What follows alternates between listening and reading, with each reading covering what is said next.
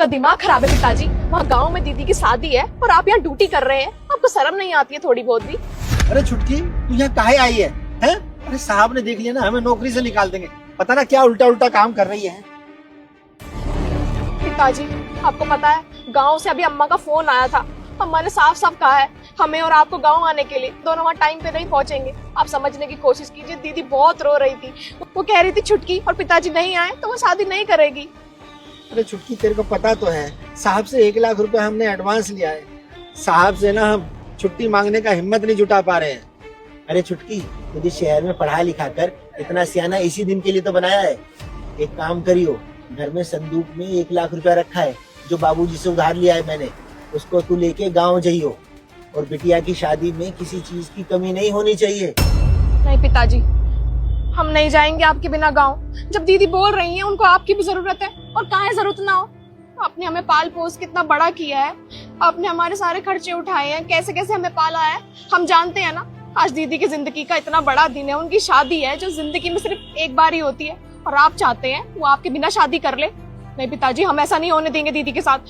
आप एक काम कीजिए, आप हमारे साथ अभी गाँव चलिए, साहब से बाद में बात कर लेंगे। चलिए। रुको बेटा, मुझे इग्नोर मत करना। अगले 24 घंटे में तुझको कोई खुशखबरी मिलने वाली है। बस मेरा एक छोटा सा काम कर दे, इस वीडियो को लाइक करके चैनल को सब्सक्राइब कर दे और कमेंट में हर हर महादेव लिख दे। क्या हो रहा है यहाँ पे सब? और तुम दोनों ने शोर क्यों मचा रखा है? ये लड़की कौन है? नमस्ते साहब।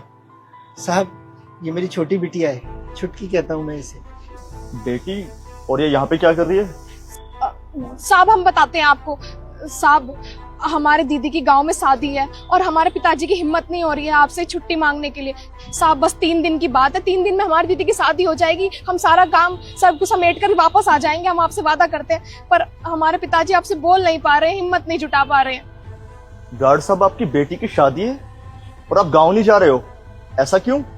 साहब क्या बताऊँ, मैं तो इसे इतनी देर से समझा रहा हूँ कि साहब से 1 लाख रुपए एडवांस लिया है। मैं अभी नहीं जा सकता क्योंकि साहब का पैसा चुकाए बगैर कैसे जाऊंगा साहब। अंकल जी, आपने पहले भी तो एडवांस लिया है ना मुझसे, और पहले भी छुट्टी ली है। मैंने कभी मना किया आपको? तो आपको कैसे लगा कि मैं इस बार आपको मना कर दूंगा? आपने अपने बॉस को इतना बुरा समझ लिया?